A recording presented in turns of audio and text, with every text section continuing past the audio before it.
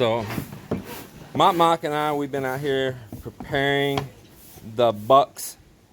That's what this would be called a lot of times. It's called a buck for the windows, buck for the door openings. But this is we'll trim that just a little bit. Just a sec.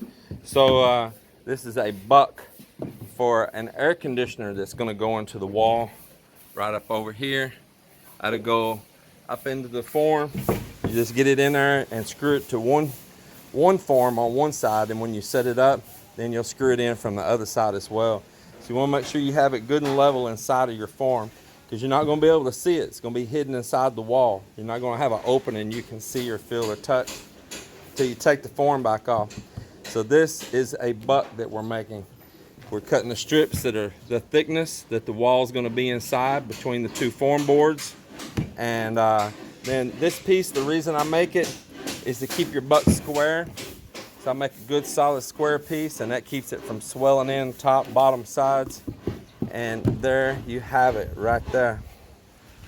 Now this one right here is for a window that's going in the CR over towards the area above the toilet. This window will be up very high so that nobody can be like looking in. You'll still have privacy.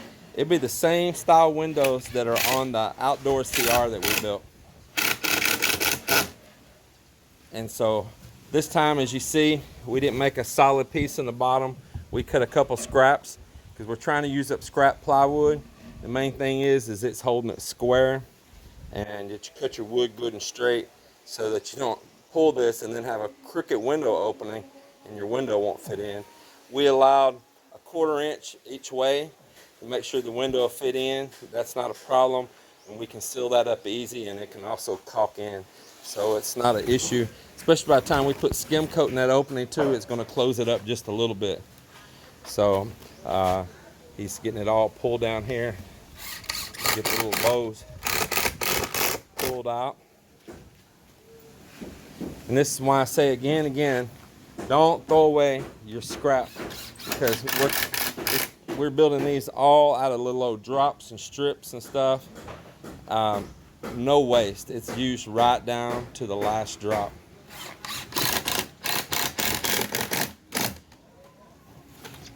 There we have it. And just for a little bit of extra, let's take some of these scraps right here, and let's just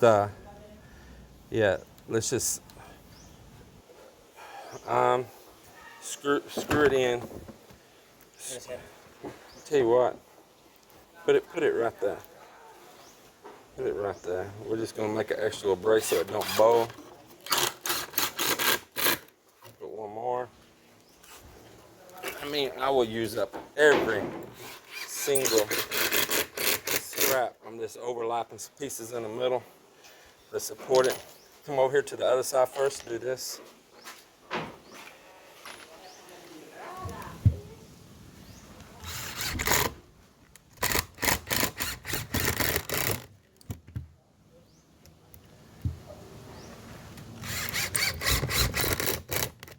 Now you can put your couple out here in the middle, and we just scrap. This out of cabinet.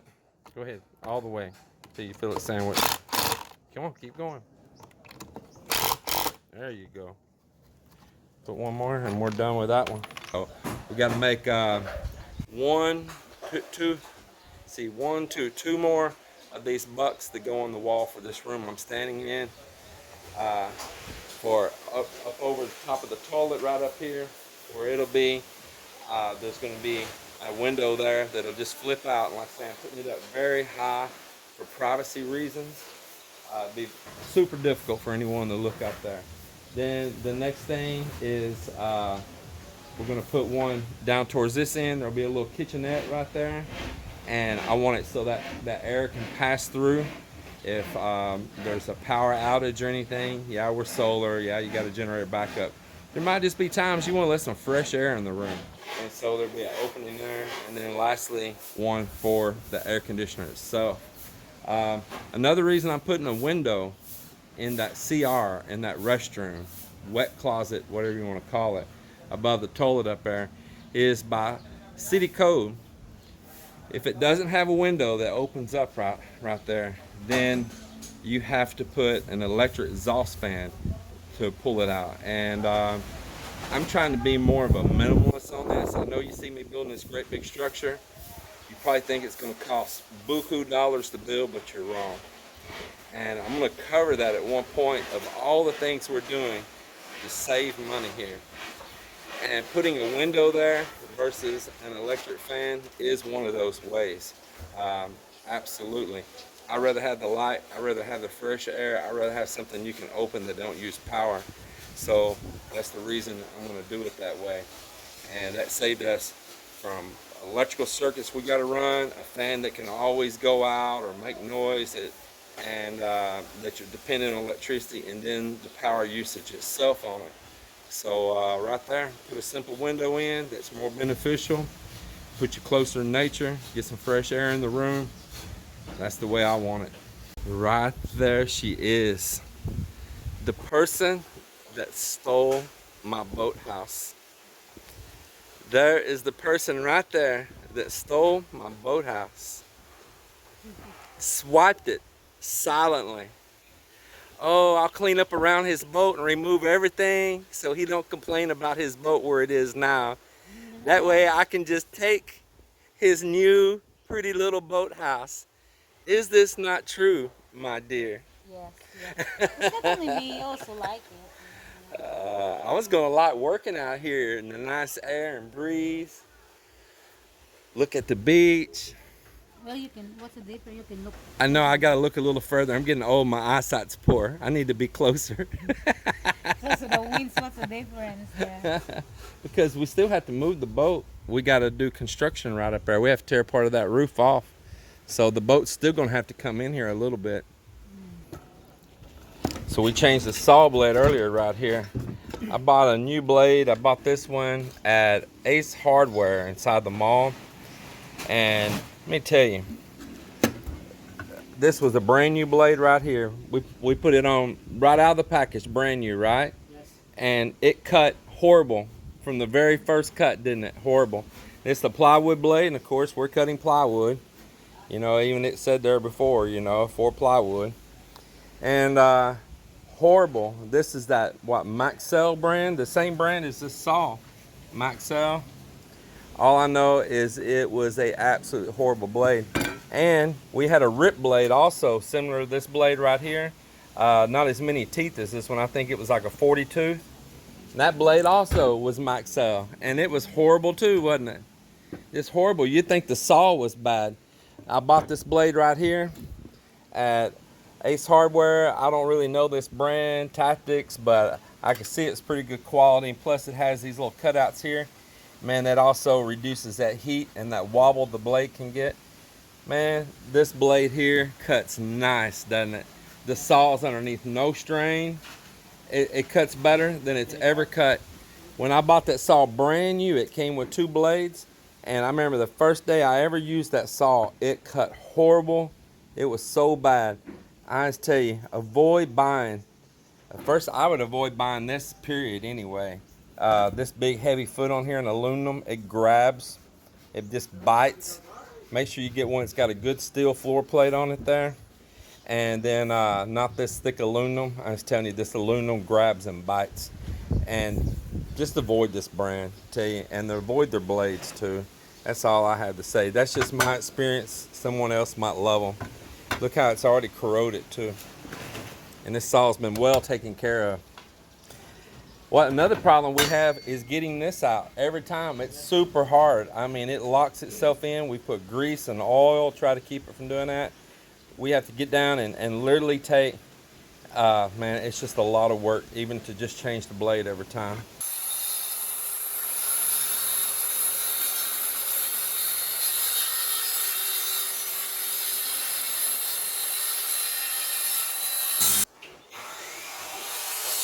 How's it going, Joel? They take a piece of shell right here from the beach. I tell you, it's better than soapstone. And it marks so easy. And so if you see these laying around on our job, they're marking steel with it, see? Yep. This is improvised soapstone right here. This is what you do when you don't have those little conveniences in life that we're so used to in the West. And honestly, like I say, this is free. It works good, and you're using part of nature.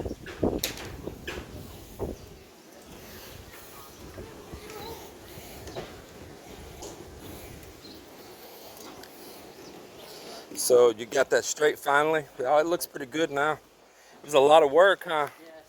Lots of work.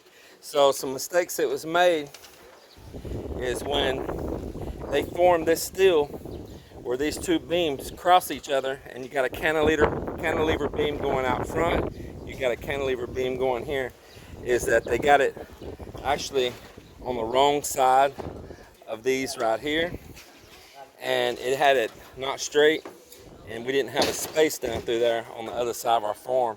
So they had to do some work this morning to get that straightened up. Little things, they had done it right down there at that one as well. Little things that they've got to watch out for. I'll show you another thing here that they do, because things we take for granted in the West. Ambin, let me show them let me show them your tool bag on the side. So they just take a piece of PVC, close the bottom end. You see he shaped it, cut it for a belt to go through. What does he put in the small one there? Hammer. The hammer? Yes. Oh, has he got a hole? See the bottom's bent? What is that one for a hammer? It don't have a hole through it, does it? That's one. Yeah? For the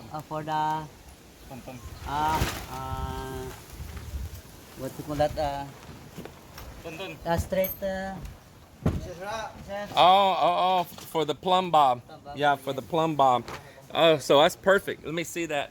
You got it cone shaped and all on the bottom just for the plumb bob. And you got one on the other side for the hammer. Hammer at that side. See? And other tools too. All made from PVC pipe. And all they have to do then is just get a belt. Yeah. Mott's got the same thing. Very smart, ingenious, and it's effective.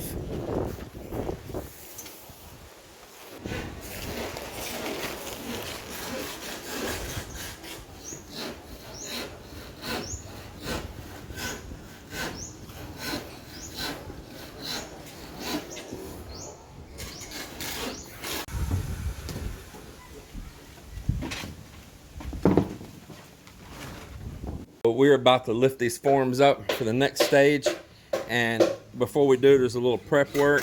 You want to get anything like this little slag right here in the corner, you want to get that knocked out. You want to make sure any little pieces like this stuck on here, get them knocked off of there. No loose trash on the top that'll get in between your form. If anything gets in there and holds this form out from this plywood sealing tight, this plywood form sealing tight against your existing pour, and you get a gap, then you're going to have a rough joint in right there. So go around. They remember before, but like I say, they're a little green because we've had a 8-9 month gap since the last time they did it.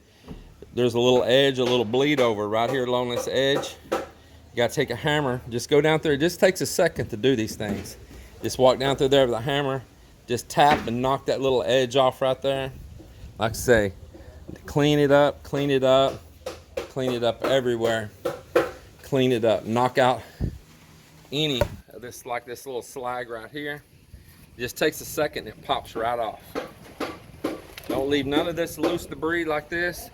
If this falls and gets in behind your form, behind your plywood when you're putting it up, well then that might leave a 1/4, 1/8 inch gap, 1/2 inch gap, and you won't realize your plywood won't be sealed up tight, and you're going to end up with an ugly wall.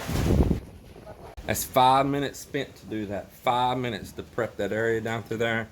And if you didn't do it and you had those mistakes in there, that 5 minutes could cost you hours of them trying to clean that up later, or you got a bad joint and they're trying to either chip it down, or then they're skim coating forever, layer after layer, and sanding, trying to float out a joint down through there. So 5 minutes can save you hours, always. And that goes with nearly everything in life. There's no shortcuts, ever. Shortcuts cost you in the end. So this is an example right here of what'll happen if you don't knock those places off and your plywood don't sandwich down flat. See, this is where they did it before. I'll have to take that grinder wheel and work some of this down, and I'll have to float a joint across this after I knock some of this high spot off right here. And that was all probably for some debris like this being left in there, not taken off, and not letting your form get all the way 100% against your previous pour. All it takes is something like this sticking out right here, and it'll hold that plywood out. And it just takes a few minutes to go down through here, prep that, get that out of there. Just get rid of that. It'll all fill back in. Don't leave nothing loose. Just get all that off. Come back, get it all wiped smooth.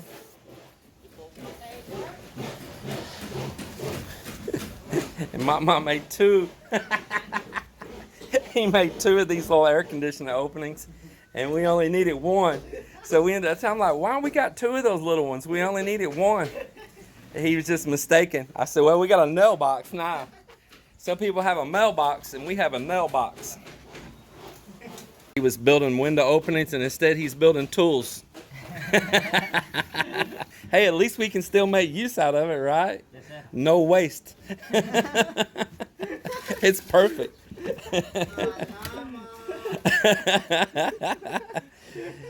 Bullshit.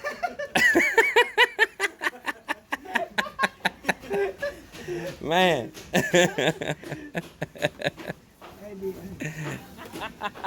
Repeat. Okay, so I'm here with June. What's up, June? And Mike. And we're going to do this again because the first time it didn't record. And I'm telling that this is an air conditioner opening. It could be a window opening. It could be whatever opening you're building your wall.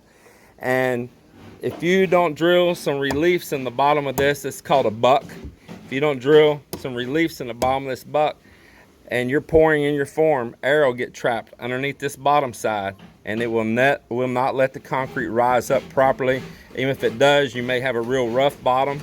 If you'll put these, let the air up, it gives you a place maybe if you can even access it to punch. And even if you can't, if you're working in from the sides on it, it'll let that rise up, and you'll see when the water and the concrete come up out of the top right here. And then you'll have you a good, smooth opening underneath. All right, I got it this time. This time I recorded. Good job? Yes, sir. Whew.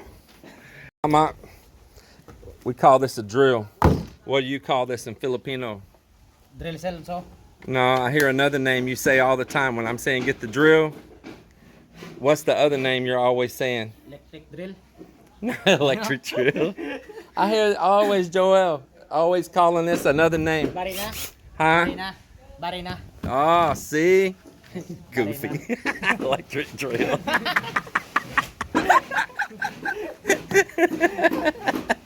Drill, electric drill. That's funny, man. Say that name one more time, though. Barina, sir. Oh, that's it right there. All right, so he's going to put this on there. Hey, by the way, if any of you never seen a hole saw like this has got a whole bunch of different pieces. Each one of those slots you see has a different size you can put. Man, if you have them hole saws, like a lot of them they sell in the U.S., that you can't pull this piece here out, you got the wood stuck in there and you're trying to pry it out and all, these are awesome. You can just pop this piece right off and right there, pop your piece of wood out, slip it right back in, and you're good to go again.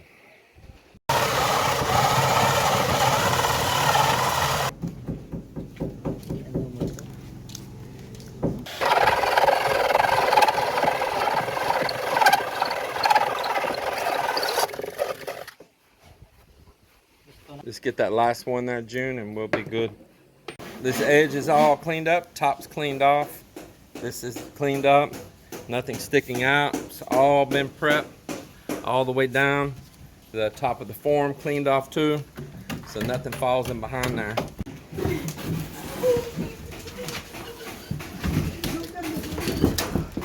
Cool, we got that formed up now. Well, the sun's starting to set low. and it means it's time for another day to wrap up. So let me walk you around and show you where things are right now, what we got accomplished for today, and we're gonna close another work day out. For us, we pulled the form up and we got our buck set for a CR window over kitchenette and for an air con, and we're starting to prepare to pull electrical for that, and we're mapping it out and seeing what materials we need. They're still up here working right now. They're getting all of their support set, and as I said when I poured these, that this concrete is really going to help to have these wraparounds, these porches, so that we're not just sitting in loose dirt, that a lot of this weight can now move on down and be supported by a good solid surface. So that's what's happening there. Joelle's continuing the little hidden drains that's going to be up here on these balconies. It's not a hidden gutter. It's not really a gutter. They're going to have drain pipes, just like kind of like in a shower floor. And so he's continuing to get those together. It is going to be a bamboo jungle, and it's going to head right on around.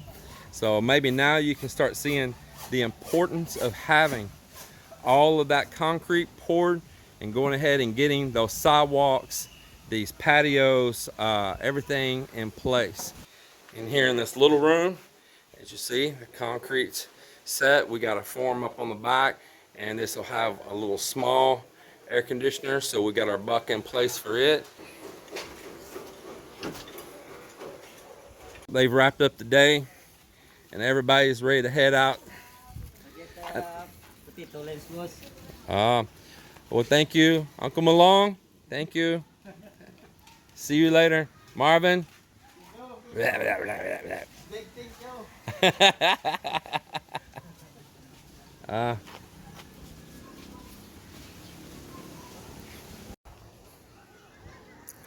Beautiful evening out here.